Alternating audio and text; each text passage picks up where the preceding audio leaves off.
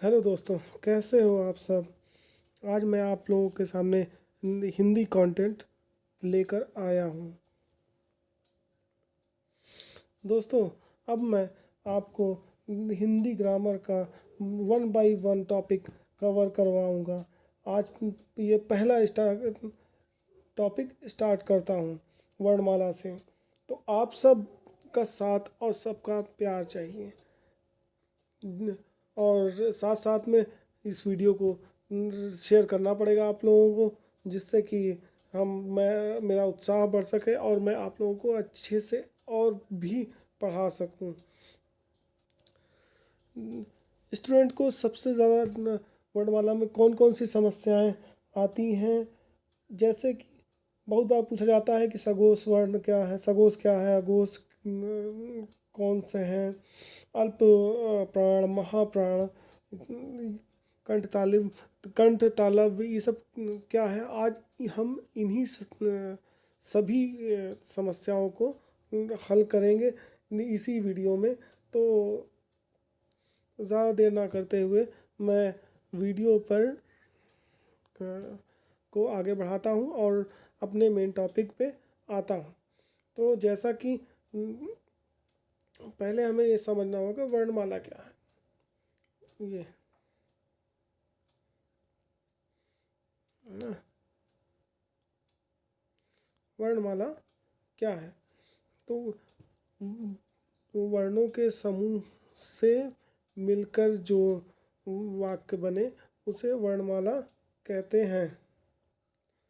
वर्णमाला मुख्यतः 52 होती हैं, लेकिन मूल रूप से अगर आपसे पूछा पूछा जाए, जो क्वेश्चन ये पुटअप करता है, अगर आपसे जनरली पूछता है कि हिंदी वर्णमाला में कितने वर्ण होते हैं, तो आप 52 लिखोगे।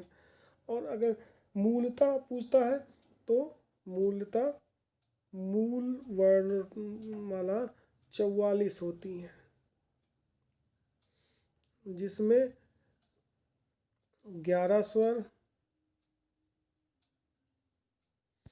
11 स्वर और 33 व्यंजन होते हैं। ठीक है, 33। अब कुछ लोग ये बोलते हैं कि सर स्वर तो 13 होते हैं, लेकिन मैं उन लोगों को ये बता दूं कि जो 2 स्वर बचते हैं उन्हें हम अयोगवाह कहते हैं। वो हम आगे पढ़ेंगे। हाँ, तो उसके बाद ये हिंदी वर्णमाला में 52 वर्ण होते हैं, 11 स्वर होते हैं, 4 अंतस्थ व्यंजन, 4 संयुक्त व्यंजन, 1 अनुस्वार होता है, 25 स्पर्श व्यंजन, 4 ऊष्म व्यंजन, 2 द्विगुण, 1 विसर्ग होता है। 2 विसर्ग होता है। तो ये सब मिला के अब परिभाषा के तौर पर हम देख लेते हैं। वर्ण के किसे कहते हैं। वर्ण उस मूल ध्वनि को कहते हैं जिसके खंड या टुकड़े ना किए जा सके, या हम यूं भी कह सकते हैं कि हिंदी भाषा में प्रयुक्त सबसे छोटी इकाई वर्ण कहलाती है। जैसे कि आ छोटा, आ, ई, उ, क और ख आदि आदि। और अब हम इसके भेद देख लेते हैं। तो वर्णमाला के दो प्रकार होते हैं, एक स्वर वर्ण और दूसरा व्यंजन वर्ण। स्वर वर्ण वह है जो एक ही उच्चारण, मतलब वो स्वतंत्र होते हैं, जैसे कि ये अपने ही वर्ण से बनते हैं।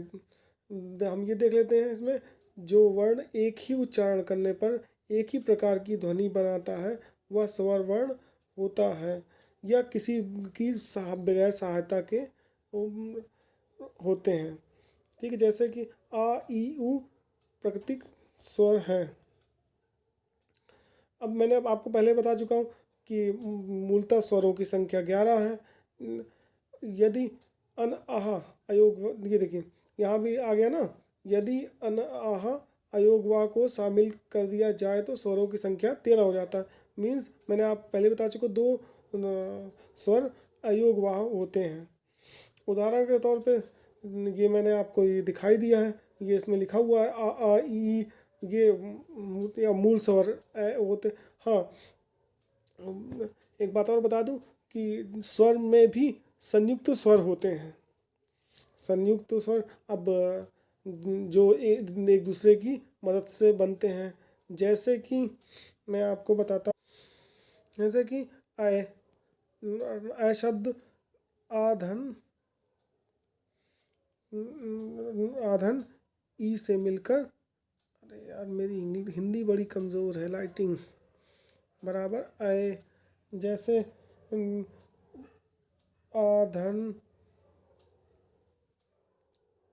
ऊ बराबर ओ, तो ये संयुक्त स्वर होते हैं। ठीक है, आ ए ओ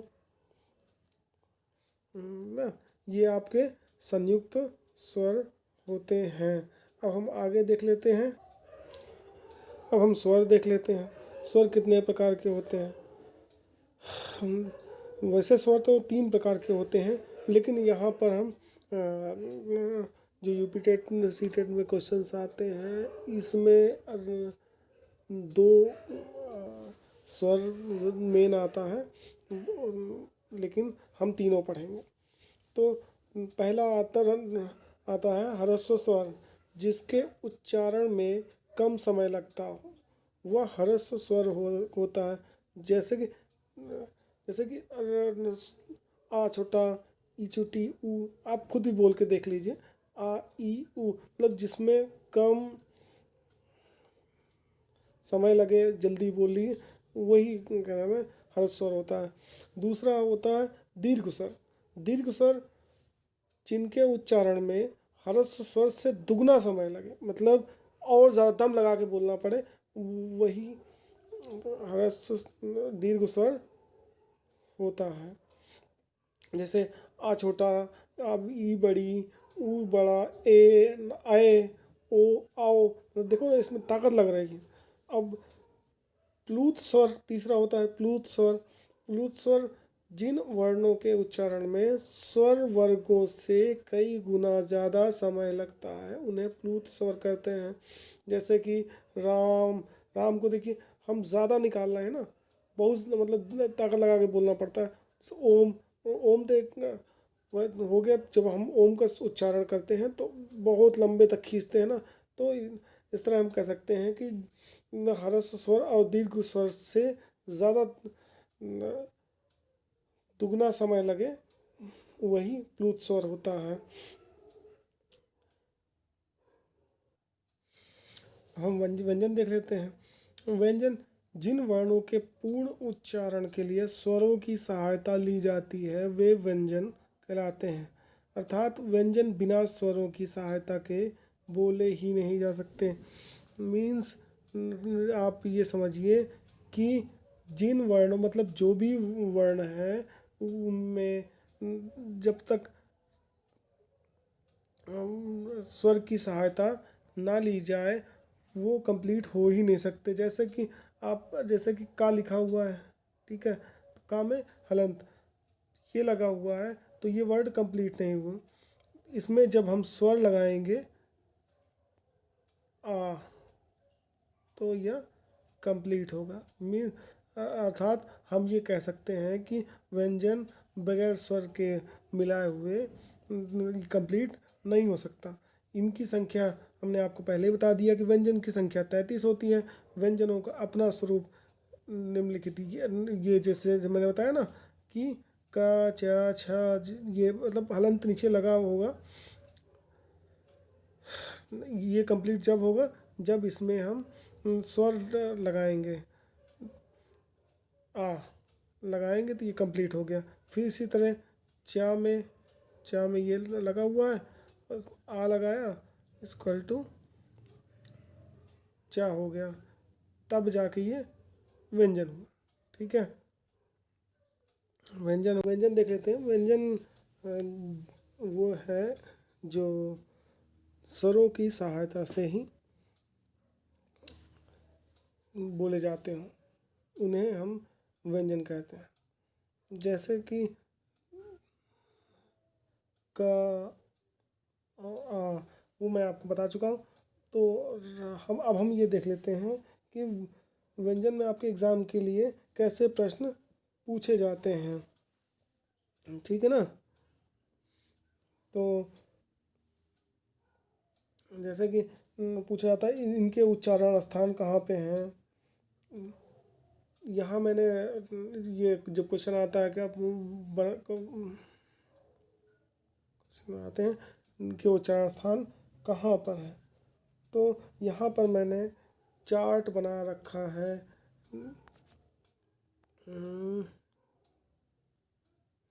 यहाँ पर मैंने चार्ट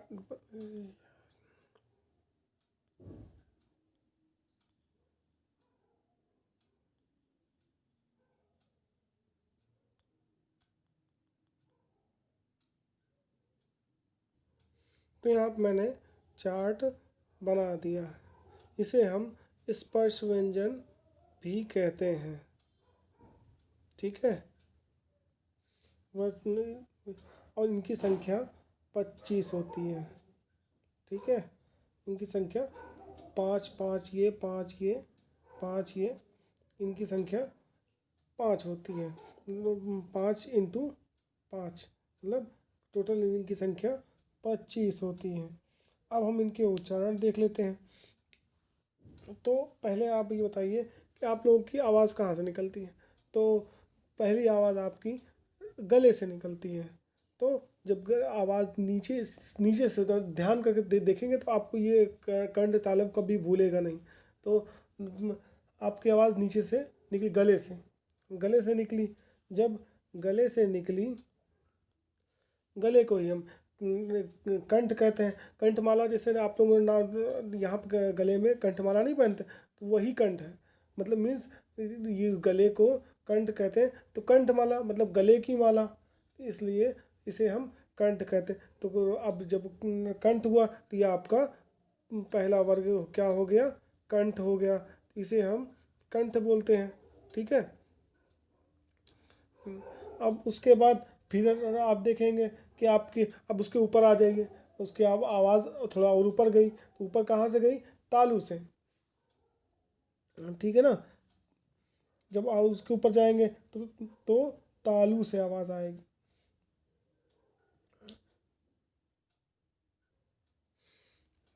कंठ से आएगी, ठीक है। उसके बाद अब ये उसके ऊपर जब आवाज़ गई तो ये तालू से आवाज़ आने लगी। तो जैसे कि अब आप जो बोलते हो तो जीभ आपकी ये तालू से आती है। जब ये जैसे आपने बोला चा, तो ये चा जब बोलते तो आपकी जीभ ये तालू से टकराती है। तो इसी को हम तालव्य कहते हैं। तालू से टकराई, तालव्य हो गया। फिर उसके ऊपर और जब हम और आगे बढ़े तो चा टा, जब आगे बढ़े तो जीभ से भी आवाज़ आएगी भाई। जब आगे बढ़ेंगे तो जीभ से आवाज़ आएगी। तो ये टा वर्ग जीभ से निकला, ठीक है। तो जब जीभ से निकला तो अब यहाँ पे क्वेश्चन ये बनता है कि मूर्धन्य क्या है। तो मूर्धन्य यही जीभ से निकली हुई आवाज़ ही मूर्धन्य है। इसको टा वर्ग कहते हैं। मुख्यतः हम लोग इसको आसानी करने के लिए इस चार्ट को हम क च टा ता प भी पढ़ते हैं, ठीक है। अब उसके आगे जब गई तो अब आपकी आवाज़ कहाँ से निकल रही है, दांत से। दांत में कहाँ से आएगा, ता वर्ग। आप बोल के खुद देख लीजिए, आपको आसानी हो जाएगा। और आगे बढ़े दांत, दंत, जिसको हम दंत कहते हैं। अब आपके क्वेश्चन पुटअप होता है कि दंत में कौन से वर्ग आते हैं, तो आपको ये आसानी हो गई। ये ऐसा करिए कि आप अपने ऊपर ही सोच कर देखिए, तो ये पढ़ना आपका आसान हो गया। अब ये लास्ट है पा वर्ग। जब ये पा वर्ग अब आगे जब जीभ तक आ ही गए हैं, सॉरी दांत तक आ गए हैं, तो दांत से भी आगे बढ़ेंगे। आगे बढ़े तो क्या बचा, होंठ। वो ओट जिसको हम ओष्ठ भी कहते हैं और ओट भी कहते हैं, तो ये पा वर्ग ओट से ही बोला जाता है। आप लोग ट्राई करके देखें तो आप लोगों को अच्छी तरीके से समझ आ जाएगा। अब व्यंजनों के प्रकार देख लेते हैं। तो जैसे कि मैं आप लोगों को बता ही चुका हूँ, स्पर्श व्यंजन जिन वर्णों के उच्चारण करते समय वायु की टकराहट मीन्स ये कंठ तालु, यही काचा टाता पा, इसी को हम स्पर्श व्यंजन भी कहते हैं। इसको आप समझ लीजिए, देख लीजिए, तो दिया हुआ मैंने चार्ट बना के उसमें लिख दिया है। इसके बाद आपका क्वेश्चन बनता है कि निम्न में से अंतस्थ व्यंजन कौन से हैं, संघर्षी व्यंजन कौन से हैं, संयुक्त व्यंजन कौन से हैं, है ना। और ये तो हम आपको बताते हैं कि संयुक्त व्यंजनों का निर्माण किस किस वर्ड से हुआ है, तो ये भी देख लेते हैं। अब आपका अंतस्थ व्यंजन आता है, तो अंतस्थ व्यंजन वह व्यंजन है जो आवाज़ कहीं से ना टकराए, मीन्स अंदर से आवाज़ आए, उसे हम अंतस्थ व्यंजन कहते हैं। ठीक है, अंदर से आए और ज़्यादा ताकत ना लगे, आसानी से निकल आए उससे। अब उसके बाद आप देख लीजिए संघर्षी व्यंजन, या उसको ऊष्म व्यंजन भी कहते हैं। ठीक है, ये व्यंजन कहते हैं। तो संघर्षी व्यंजन या ऊष्म व्यंजन वह व्यंजन होते हैं जिसमें आवाज़ गर्म निकले या हमें ऊष्मा मतलब ऊर्जा व्यक्त करे, उसे ही हम संघर्षी या ऊष्मा व्यंजन कहते हैं। गरम गरम आवाज़ निकले उसे हम ऊष्मा व्यंजन कहते हैं। जैसे कि इसमें देख लीजिए श स स ह, ये आपके संघर्षी व्यंजन होते हैं। अब संयुक्त व्यंजन आप पहले ही देख चुके हैं। संयुक्त व्यंजन वह व्यंजन है जो दो वर्णों दो स्वर से या दो वर्णों से मिलकर बने। जैसे कि छत्री वाला छ है, जिसमें अदक क और व्यंजन और स, ये दोनों से मिलकर बना है। तो त्रा है, त्रा में त और धन राम में राम मिलके बना है। ज्ञा जा मतलब नीचे हलंत मतलब धन या, ये यहाँ से मिलके बना है। इस तरह ये भी ये हो गया, तो इसको भी आप लोग देख लीजिए। अब इसके बाद ये क्वेश्चन पुटअप होता है कि अघोष और सघोष वर्ण क्या है।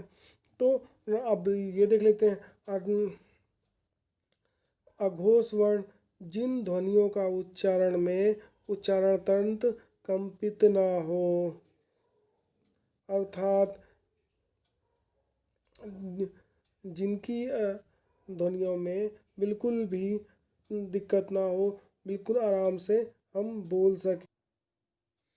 जैसे कि प्रत्येक वर्ग का पहला और दूसरा व्यंजन, पहला और अब ये आपको ये चार्ट देख लीजिए।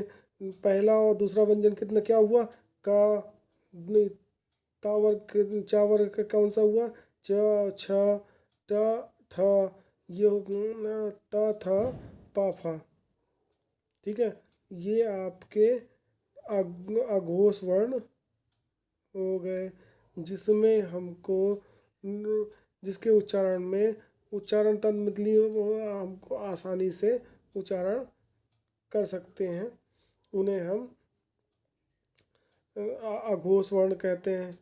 ठीक है, अब उसके आगे हम ये हमने आपको बता ही दिया।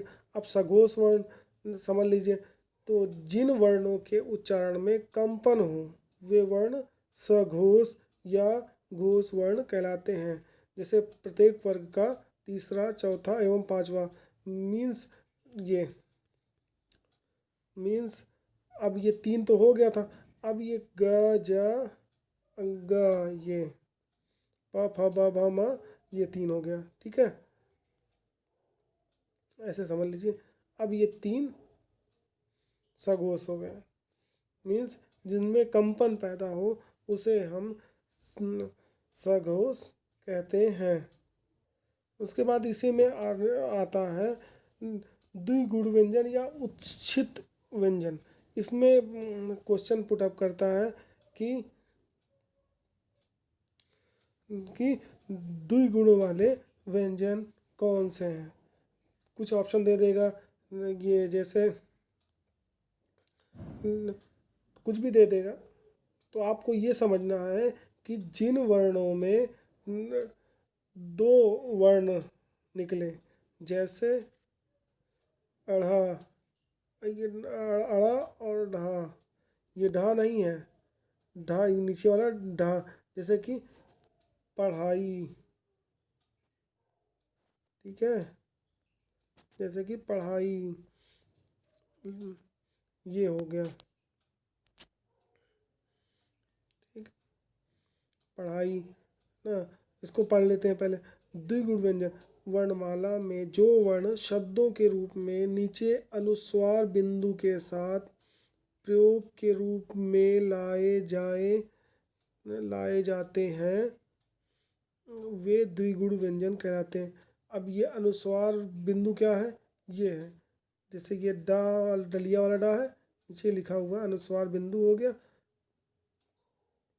ठीक है, जैसे पढ़ाओ,